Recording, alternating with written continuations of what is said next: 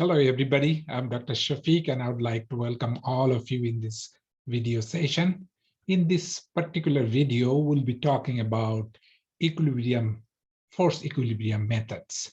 Means like when the methods only consider to satisfy the force equilibrium, means like summation of fx equal to 0 and summation of fy equal to 0.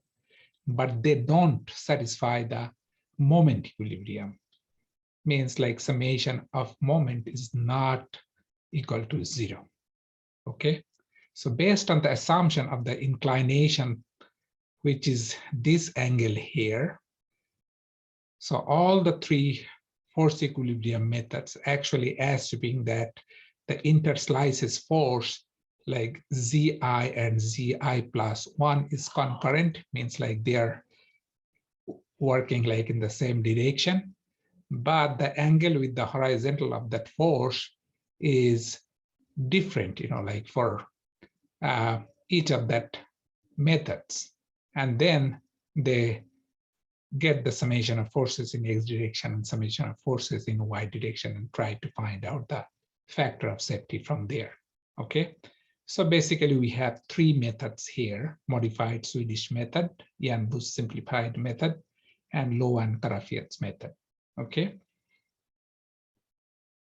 now you can see here that these are actually talking about like how many unknowns you have for force equilibrium methods.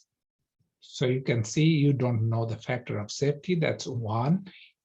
For normal force for n slices, unknown is n, and then interslice forces for n slices, that's n minus 1, because the first and last slice doesn't have the interslice force at the outer end. Okay, that's why if you have like n number of slices, basically you will see that there is unknown n minus 1. I'll show that one later on. Okay, so total unknowns is 2n. A number of equations, you can see summation of fx equal to 0, summation of fy equal to 0. So for each of the slice, you have one equation. So total number of summation of fx equation n, and summation of fy is n. So you have total equation 2n. So you have 2n here unknown, and you have two equations here. So basically you can solve that one. Okay. Now this one says that like, hey, these are force equilibrium, means like you have to only satisfy the summation of fx and fy. Moment equilibrium means like summation of moment equal to 0. And we already did like these two methods here, which already we considered them, moment equilibrium, along with like for Bishop simplified method, we also summation of fx equal to 0, summation of moment equal to 0. But we didn't satisfy like summation of fy equal to 0. Now these three methods here, they usually do the force equilibrium, means like summation of fx 0, summation of fy equal to 0, but they don't take consideration for summation of moment. Okay. So basically we'll try to learn all of them now. Now, first of all, you can see that modified Swedish method. The assumption is the interslice forces are inclined theta with the horizontal. And how we get that theta? This one is saying for single slope, the interslice forces are parallel to the embankment slope. Okay. So if this is just one slope, then basically the theta here should be the inclination at the top of that slice. Okay. So if this is 2:1 slope, then basically your theta would be tan inverse 1/2. Okay. Now, if you see like you have more than one slope, then basically you take the average slope. Okay. Average slope. And your theta is basically the average slope and one other thing is like this theta is same for all slices. Okay, just one single theta for all slices, and that depends on like either here or single slope or like double or triple slope. You just get the average slope and use that angle as your only theta. Okay. Now you can see that one of the very advantage of that modified Swedish method that they can handle like all different type of slip surface. This is circular slip surface or wedge slip surface or general non-circular slip surfaces. Okay, so they can handle any kind of slip surface. Now, when this modified Swedish method work with the circular, slip surface, then basically we also call that one Corps of Engineers method because they have been using that one for many years. And that's why we call that one modified Swedish method is also called for, called as Corps of Engineers method. Okay. Now, modified Swedish method could be inaccurate and usually overestimates your factor of safety, which means like this is basically unconservative. Okay, let's say for example, like you need like a factor of safety 1.5. Maybe that's the requirement of the regulatory board. So if you do that one, let's say you got 1.55, so you thought that this one would qualify, but actual factor of safety is actually 1.45.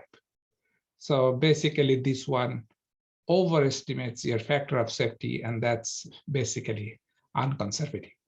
Okay, the modified Swedish method is widely used for hand calculation, especially when the interslice force inclination is obtained from calculation with Spencer's procedure.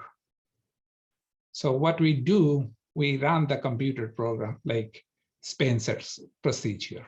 Once we get the theta from there, then we use the same theta for our hand calculation with the modified Swedish method.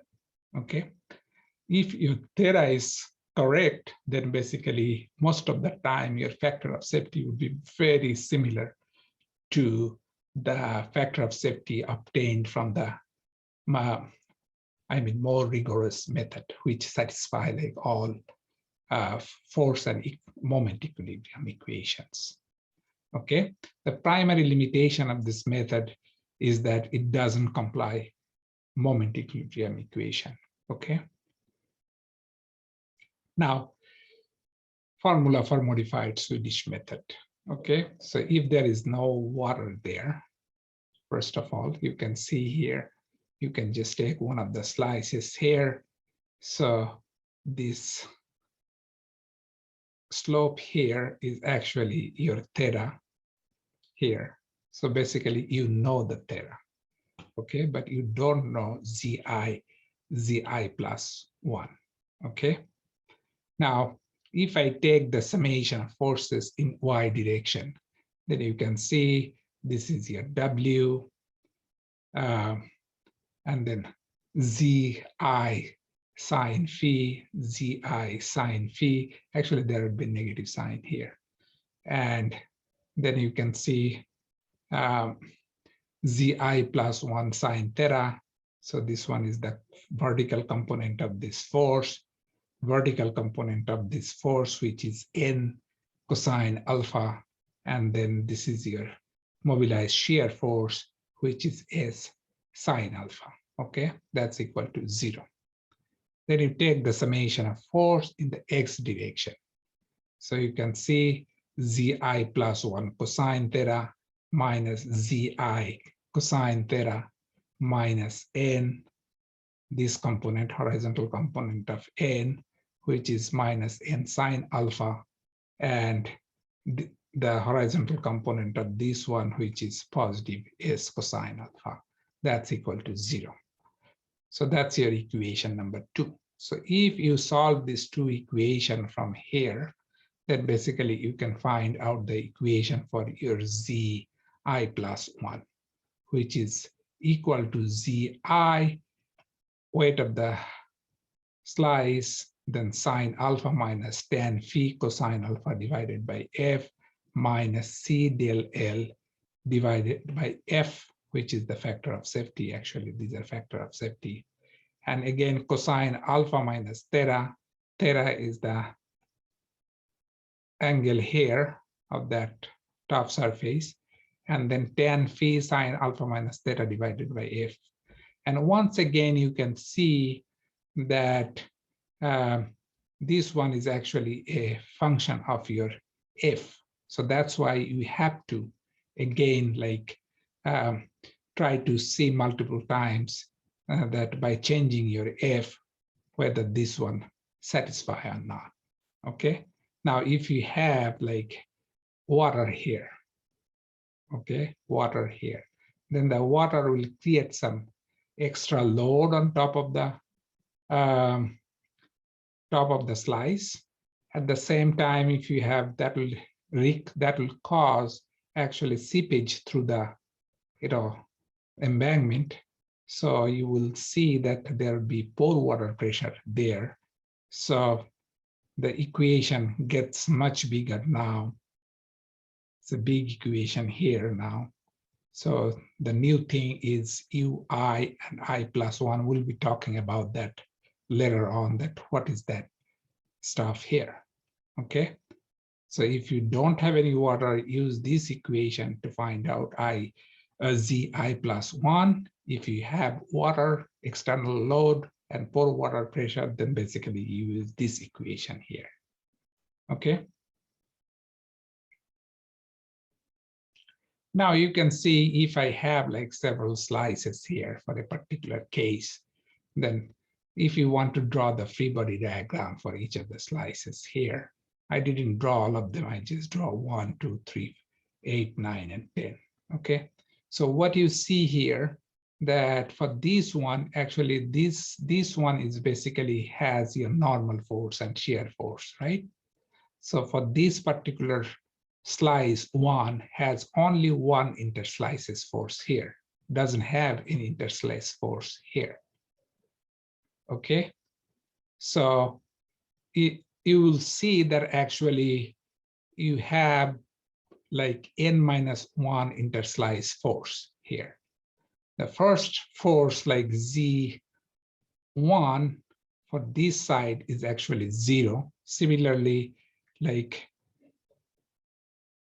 this side is also 0.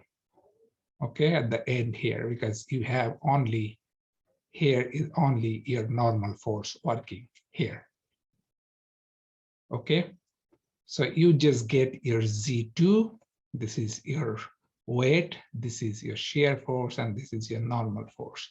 Now, this is the intersection of this line here, this line, and this line. So if you have Z2 in this direction, you have Z2 in the other direction. So when you make them together, basically you don't see that there. Okay. Then again, like this Z2 for this one, you can see this is your weight of that slice, this is your N2, this is your S2, and this is your Z3. So this one is again Z3. That's the way it's moving all the way down, and finally this one has to be 0. Okay. Now the total stress, well, this is, first of all, we are talking about the stability of slope without seepage or external water. Doesn't have any water.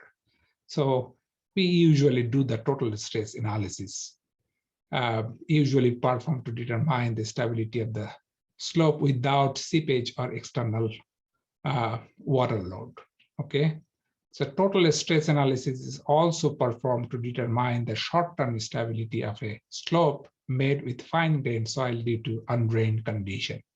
If there is water, but this is undrained condition, then basically we also do the total stress analysis, phi equal to 0 analysis, right? And slices are numbered from the beginning with the uppermost slice and proceeding toward the toe of the slope, what we showed here.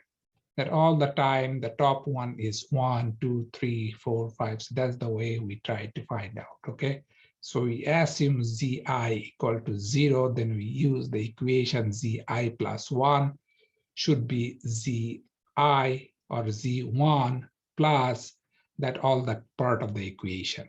Okay, so that's the way we try to go all the way to here and try to make sure that actually z11 equal to 0. Okay, that's the way we usually analyze this equation.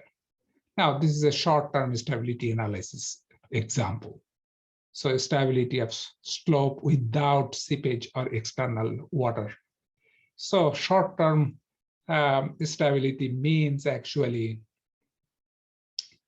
the stability at the end of the construction. Okay, so most of the time at the end of the construction, because of the construction, we try to avoid water at that site. Okay, so this is kind of automatic that when you talk about like short-term stability or end of construction stability, most of the time it doesn't have any water there. Okay, because of the like the construction procedure, we try to control the water to hit the dam or embankment during construction. Once the construction is done, then basically we'll open that one so the water can come down there. Okay, so now this one is saying that this is your slope, which has like 2.5:1 from here to here, and from here to here is 3:1. Okay, and they have two types of soil. This is your foundation soil, and this is your foundation soil, and this is your embankment soil. Okay, because this is your embankment. Okay, so for embankment soil, you have like that total unit weight of soil, you have your C, you have your phi. The foundation soil, you also have these properties here. Okay, they are asking, so they are saying like both soils are fine grade and undrained during construction. So that means like there is no seepage there, there is no pore water pressure there. Okay, now this is the solution of that thing here. Okay, so what we usually do, this is your embankment. Okay, and then for foundation part, you can see this is some part is embankment, some part is foundation. Okay, some part is like it starts from 6. If you go here, that 1, 2, 3, 4, 5, they're all above the foundation, means like within the embankment. So that's what we are talking about. The other, like 6, 7, 8, 9, and 10, their bottom is basically in the foundation section. Okay, so their shear force is coming from the shear strength of the foundation. And here, actually, your shear strength is coming from the embankment soil. So you can see here that they have one set of, like 1.78.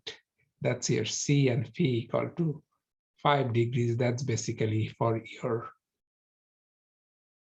embankment. And then when the bottom is actually in the foundation, then basically we are using the other information, like this information here, foundation soil.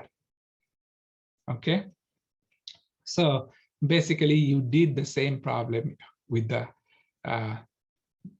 Bishop's method. Okay, so I'm not going to change anything here. You already got that one here.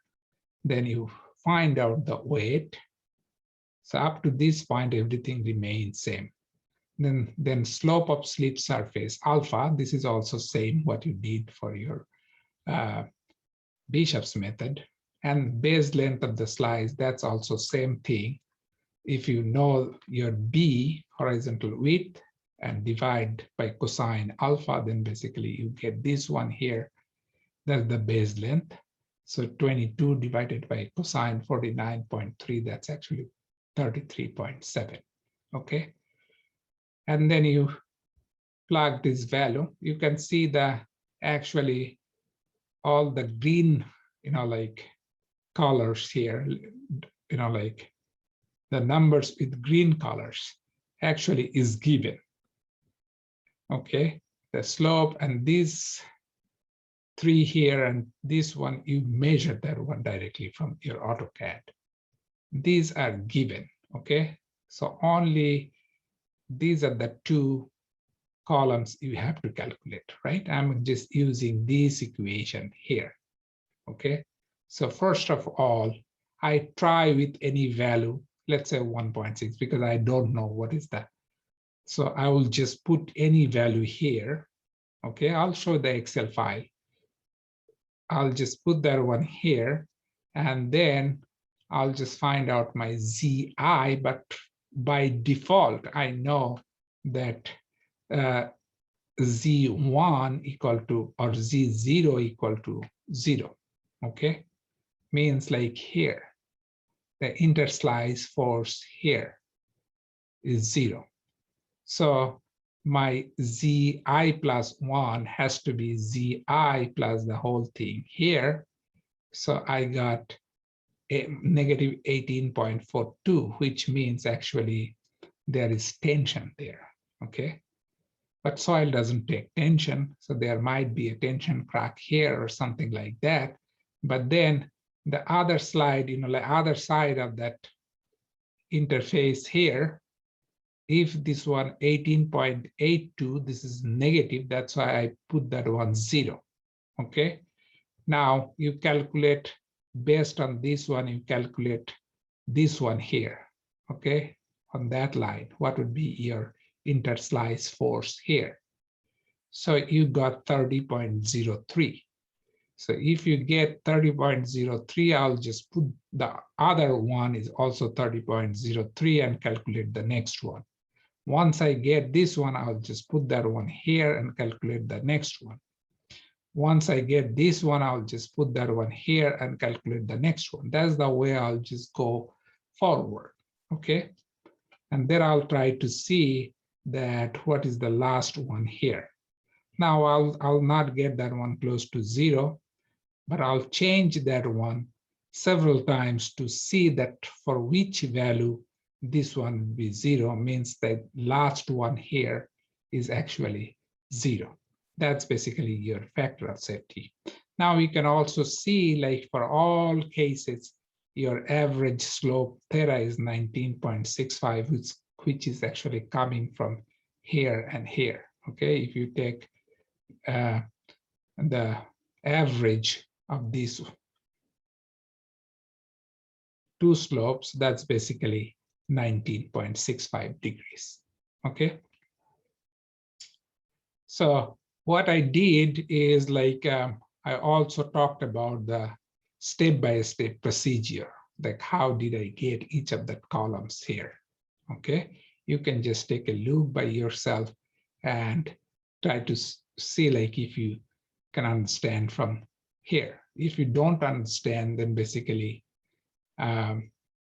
you can join me in the Zoom session. Actually, I have a special Zoom session for you on Monday. Please try to be there, okay? So these are nothing but like all those step-by-step procedure thing here. Okay, that's the equation we have to use, and that's the. Now let me show you the Excel of this one, that how actually we did that one. Okay.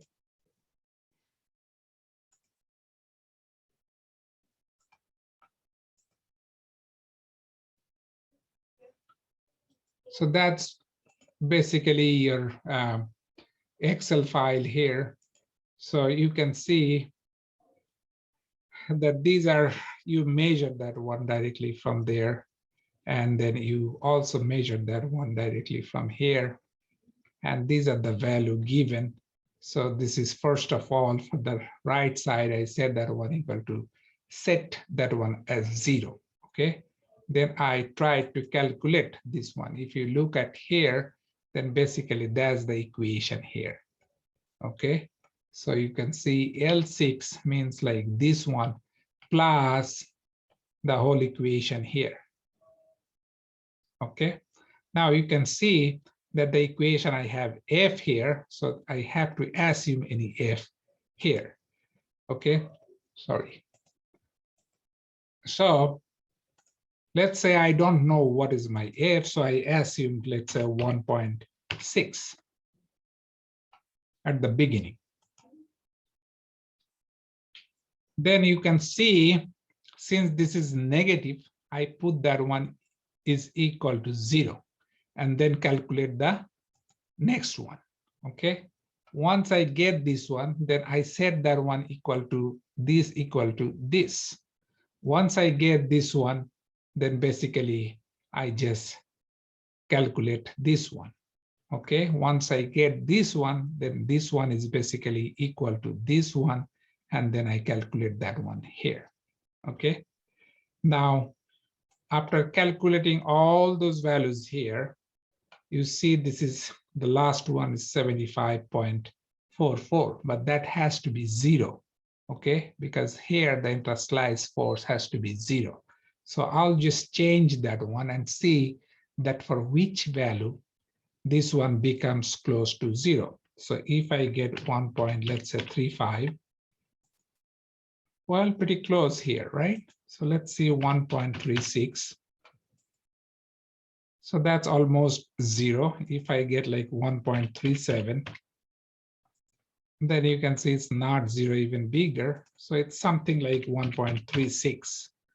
I can make that 1.362955, something like that, and make that one 0, but you don't need that one. Up to 2-digit is fine. Okay. So basically, you see for a factor of safety of 1.36, the first one and the last one becomes 0. Okay.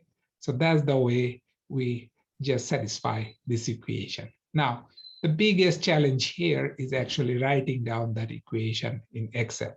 So if you have problem with that, you can just make like separate columns for this part and this part so that you are correct. The other thing is, like, I'll definitely recommend you to do that one in your calculator. Just write down in a piece of paper and then calculate that one with your hand calculation, like with your calculator, and see that actually these values matches.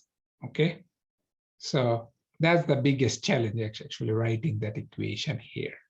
All other thing is very simple. Okay, now let's move forward.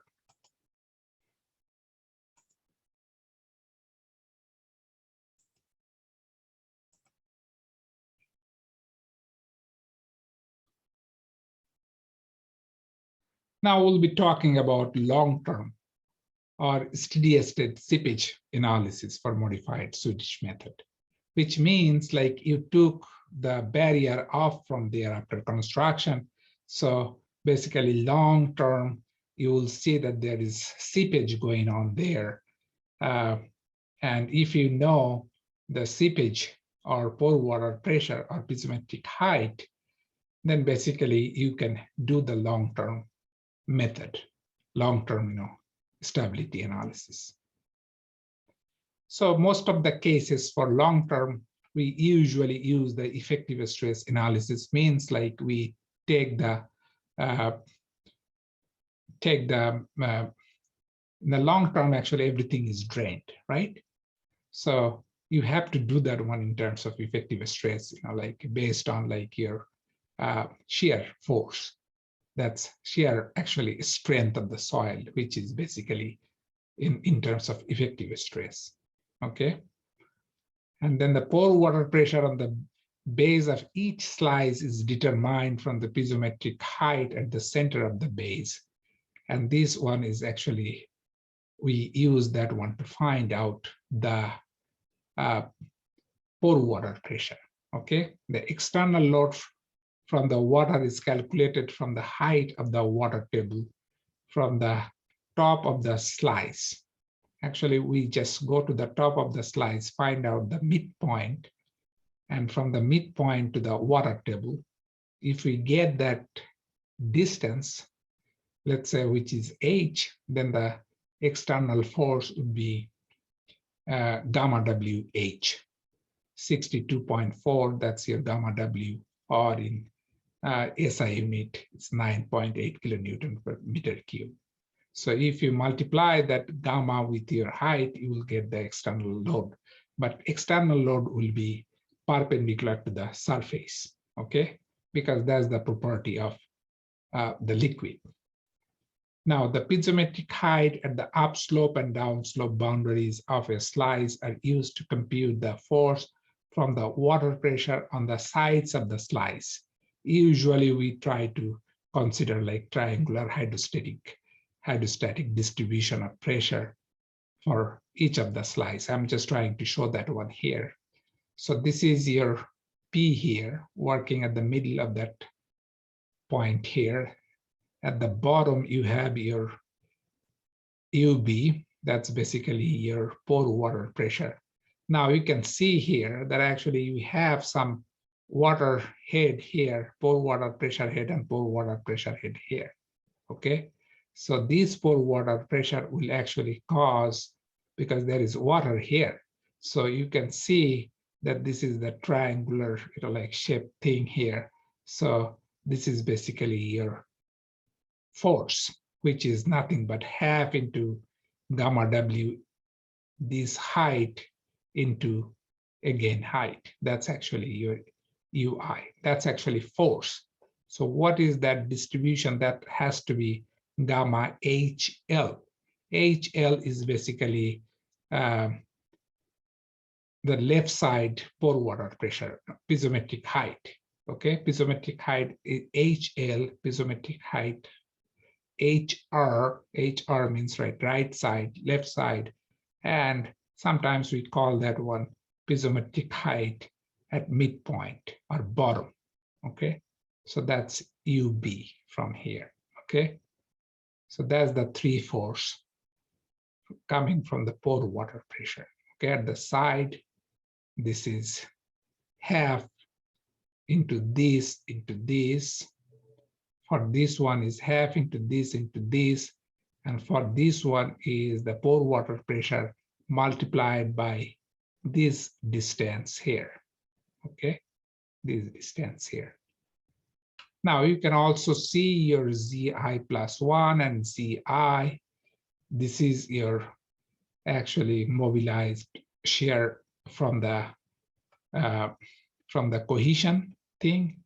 And definitely you have your mobilized shear force and also your normal force. We are just talking this one as a resultant, which is FD, okay?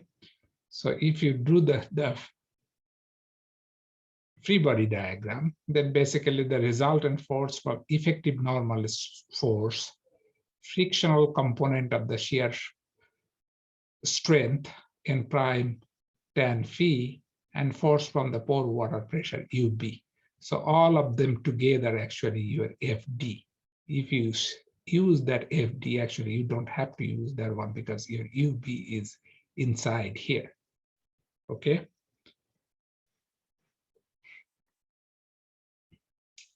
Now let's see an example here, okay?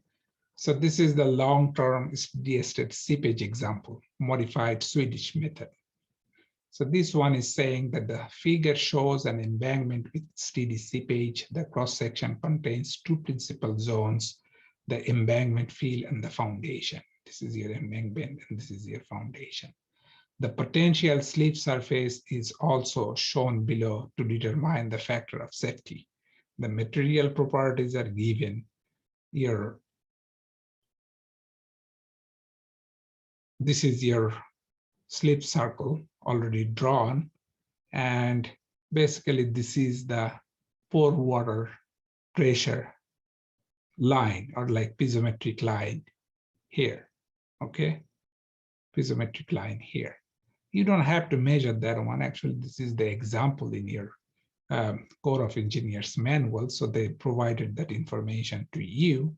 Otherwise, you have to just measure from the midpoint here, that how far is this one, left side and right side for any particular slice, okay? Now, here is your actually solution, actual analysis. So you can see here these are the part. Actually, we also did that example maybe for our, I'm not sure though. But you can see that example in your manual. Okay, so these are given. Actually, we revised that one based on our, like AutoCAD drawing, because they measured that one with scale. And definitely AutoCAD will provide you much better information. So we actually did that one here, and you get the total weight for each of the slices here. Then you find out the piezometric height. This is your upslope side. This is at the center, and this is at the downslope side. Okay, so this one you can see, like you just try to see, this is your line here. So what's the distance from here to here? At the midpoint here to here, and from here to here. Okay, you just measured that one. So this one is actually given for the middle one. Actually, I just tried to take the half of that. Okay, just a kind of assumption. If you have the reading, it's fine. You can just follow that. If you don't have the reading, but if you have like 2 at each side, then basically you can assume that the center will be actually at the middle of that. Okay. Now, water upslope side force. This force here. So at the left one, you don't have any water here. Okay, no water here. So basically, no force here. Okay, so we usually try to do that one actually half into gamma W into this height square. Okay, downside that would be half into gamma into this one square. So that's the way we try to find out the water upside force and water downside force, UI and UI plus 1. Then you have surface load. Okay, so you can see this is your height of water at the surface water. Once you get that one, then you just find out the pressure at the top of the slice, and then slope top of the slice angle is beta. Then basically it's same thing like what you did here, like Bishop's method. Okay, so once you get that one, then you multiply that pressure with the length here, so that you get the surface load. Now you don't, like unlike the Bishop's method, you don't need to get your P into vertical and horizontal component, because we are not going to take any moment here, right? Because this method doesn't comply with the moment equation. So that's why we didn't do that one. Now you can see also I am trying to find out the base inclination. That's actually, you also measure that one from directly from there, and then slice base length, which is actually B divided by cosine 53. Okay, so B is here. Okay, horizontal width. So if you divide that one, then you get the slice base length, and you already know the pore water pressure here. That's actually, you measure directly from the distance and multiply that one with gamma. Now, this is basically your information of the soil property here. So for embankment, you can see this is C equal to 0 and phi equal to 34 degrees, okay? And for the foundation, C equal to 0 and phi equal to 35 degrees. So C equal to 0, and this is 35 degrees. Again, we started the first one with 0 and calculate this one based on this big equation here. I know that it's always difficult to do that one. So if you want to make several columns, like to find out like this part, this part, this part, and this part separately, like 5 different columns, and then you just try to do that one, that will be fine. And I recommend you to do that to make sure that your equation is working. If your equation doesn't work, then basically like your answer will not be correct. Okay.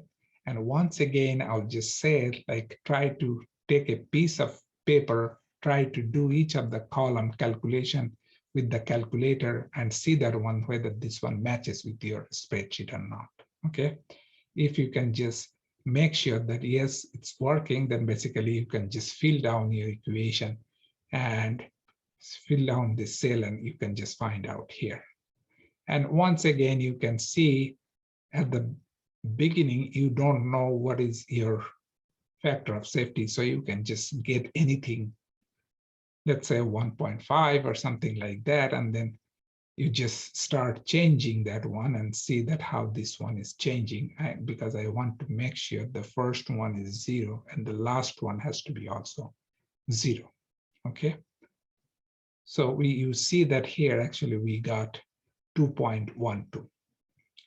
Once again, I want to show that one in your Excel, but you can also see here that these are the step-by-step procedure for each of the column.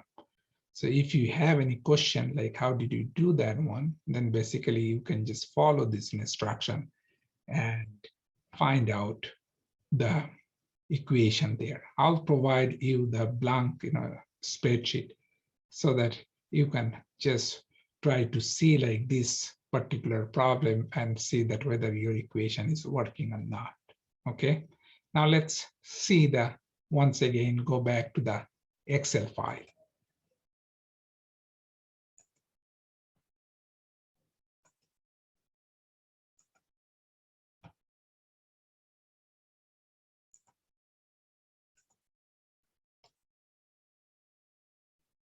So that's basically your Excel file here. Okay.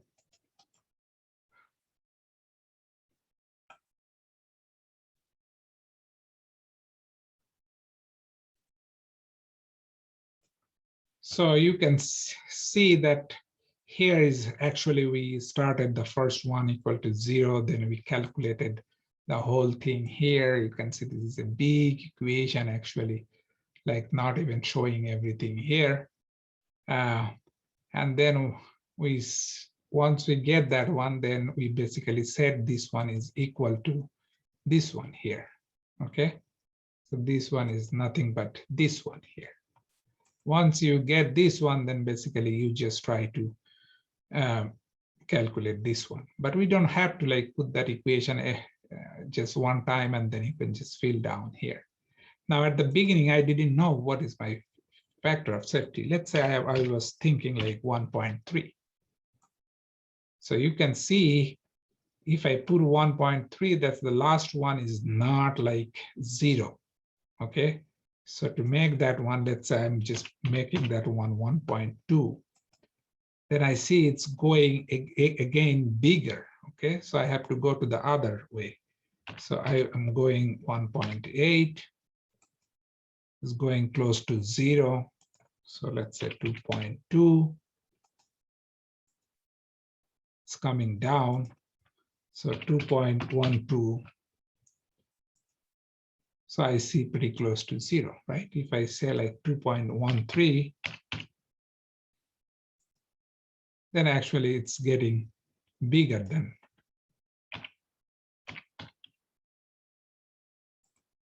So I can say because of that value of 2.12 in the F, then basically I'll just get the first one and last one equal to 0. Okay, that's the way we do this one. Okay, so I'm also going to provide you like this one, so you can just take a look and try to see that how to put that equation. I know this is a little bit challenge, but that's the challenge I want you to take. Okay, now let's move forward.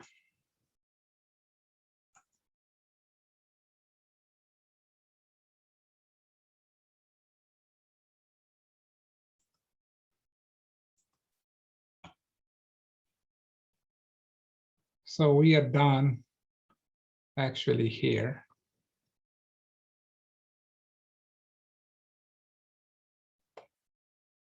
Now we are talking about the other, like force equilibrium method. The second is simplified Yann-Bus method. Okay. So simplified Yanu's method assumes that the interslice force is horizontal. So this one, the theta is actually 0 here. Why he did that one? Because he saw that the Corps of Engineers method or modified Swedish method is actually overestimating the factor of safety. So he took like theta is equal to 0, means like all of them are horizontal here. And then he tried to find out the factor of safety with that. The assumption alone almost always produce factor of safety smaller than those obtained by the more rigorous methods, okay, like a Spencer's method or Sharma's method or Morgenstern method. These are called rigorous method because they satisfy force equilibrium as well as moment equilibrium, okay? But that takes a long time. So that's why it's very difficult. Only you can do that one with numerical solution, like the software and everything, okay? Anyway, so when he saw like many of the slopes with his method that he has like always lower or smaller value than the actual value, so he proposed a correction factor. Once you get the correction factor, you just multiply that one with the calculated factor of safety, and you get the adjusted factor of safety, okay? So care should be taken when reviewing the result of the slope stability calculation using simplified Yan-Booth method, whether the correction factor has been applied or not, okay? So this is very important. So now you can just see here that this is basically your correction factor, F naught, which is a function of D by L ratio. Okay, D by L. What is D and L? L is the length from here to here. Okay, so this is your slip surface. So this one intersect here and here. This is your length, and D is the maximum, like sag here. Okay, maximum sag here. From there, you can see actually we have like for 3 different curves here. One is like C only, cohesion only soil, which is basically your undrained condition, or the soil has only cohesion, or means like saturated clay. And then this is C-Phe soil, which has both C and also Phe, and this is only Phe soils. Once you find out your D by L ratio, let's say it's 0.1, and if this is like the only cohesion soil, you just go there and find out what is your factor here. So let's say you got 1.7 or something. So your adjusted factor of safety has to be calculated factor of safety multiplied 1.07. Okay. So here is the same problem, like we are trying to do that one as simplified Yan-Booth method. So what you see like here, that we just average slope that was theta, we just set that one to 0. I didn't do anything new. It's the same thing. I copied that one. And then only thing I did just set that one to 0. Okay. Now I see that I get a factor of safety of 1.22 instead of 1.36. Okay. We got 1.36 in the modified Swedish method. Now we get like 1.22. So I just try to take that length from here to here, and from here to here, I got L equal to 520. This is very approximate though, because I didn't do that one in AutoCAD. I just did that one with a scale. So D equal to 70. So from there, I just get my factor of correction factor 1.06. So if I multiply this one with 1.06, then basically I get a adjusted factor of safety is 1.29. Okay, so you can see Corps of Engineers method, we got 1.36. Now we are getting 1.29. So Corps of Engineers method is usually always the highest among the three, uh, force equilibrium methods. Now, again, we are going to the other one is Low and Karafiat's method. So this is like the assumption is here that the interslice forces are inclined to an angle, averaged the inclination at the top, means like ground surface, and the shear surface at each vertical interslice boundary, okay? So what I have to do for this one, I have to take the angle here and the angle here, and this is just the average of the two here, okay? So for that particular one, you can see here is, let's say, angle theta, here is 0. So this one has to be theta by 2. Okay, the average is theta by 2. That's the way we just change that theta value for each of the slices. Okay, so that's a little bit different than the other two methods. The other two methods, like modified Swedish method and simplified Yanbu's method, we use the same theta for all slices. Okay, so for modified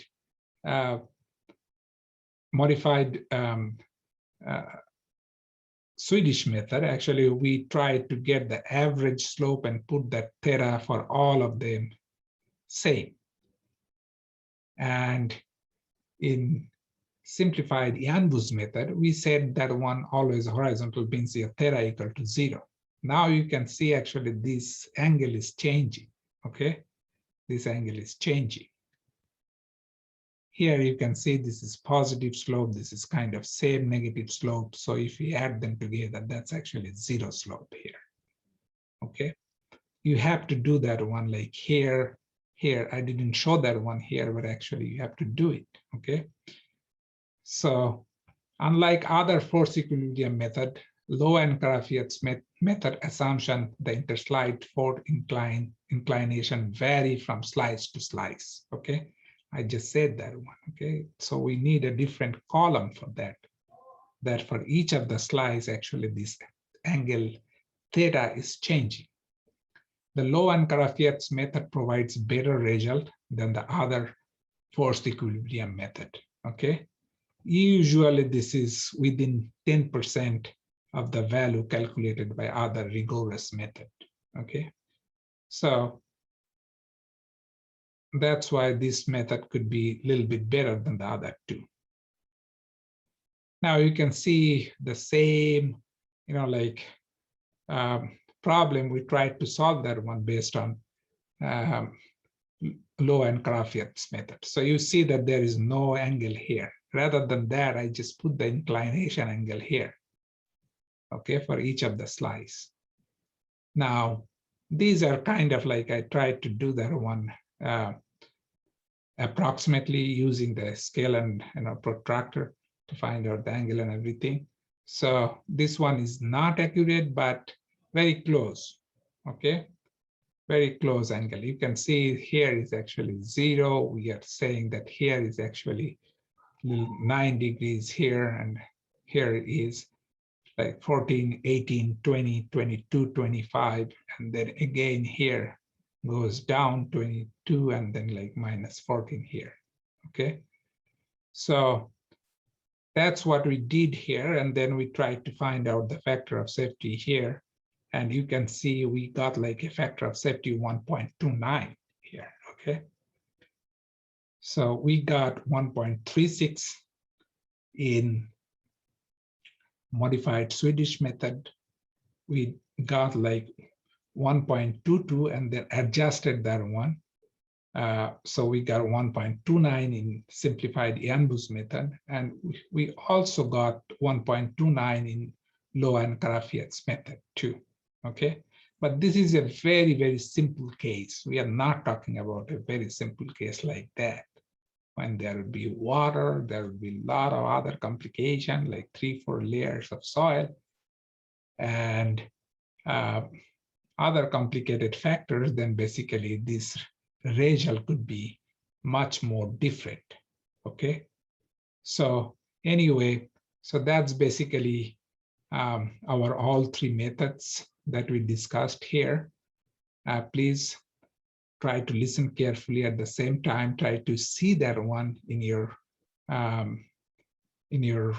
class notes. So if you have any question, please join me in Zoom session on Monday at 7 o'clock. Okay, I'll just post that one separately. Thank you for watching. And once again, just join me if you have any question. Thanks.